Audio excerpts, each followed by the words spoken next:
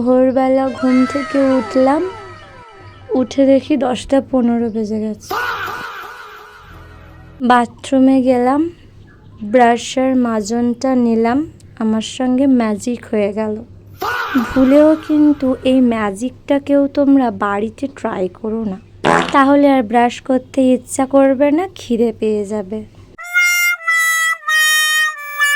তাহলে দেরি কি, চলো খেতে যাই। টান টান, যেটা সব থেকে ফার্স্ট 2 মিনিটের মধ্যে হয়ে যায় বলে ওরা সেটা, বাট 2 মিনিটে হয় না। সেই রেসিপিটাই আজকে আমি বানাচ্ছিলাম।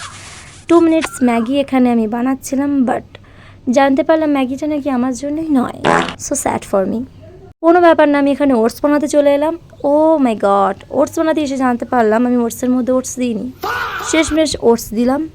আমার এক্সপেরিমেন্টাল রান্না করতে করতে এদের ডিম সিদ্ধ করে এখানে ডেকোরেশন চলছে খাবে বলে। আমি ওসব বাদ দিয়ে ওটসের দিকে মন দিলাম। ওটস বলছে, চিন্তা করিস না, আমি হয়ে গেছি, এবার তুই আমাকে খেয়ে নিতে পারিস। অতি কষ্টে আমি খেতে এলাম। ইনি মহাশয় এসে আমার জায়গায় বসে পড়লেন। তাই অনেক বুদ্ধি করে এনাকে ভাগাতে হলো। ও মাই গড, দরজা খুলে ইনি কি দেখলেন, এটা বড় একটা কার।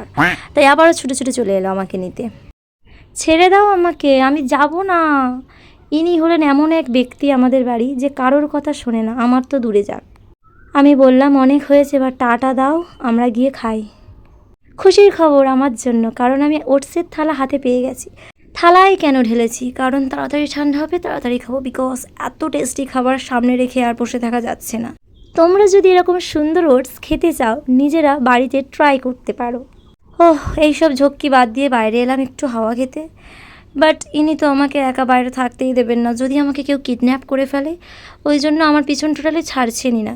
আমি বললাম আমাকে একটু হাম দাও, ইনি কি লজ্জাটা পাচ্ছে না, দেখো কি লজ্জা পাচ্ছে। আহা গো, লজ্জায় পালিয়ে গেল বেচারা।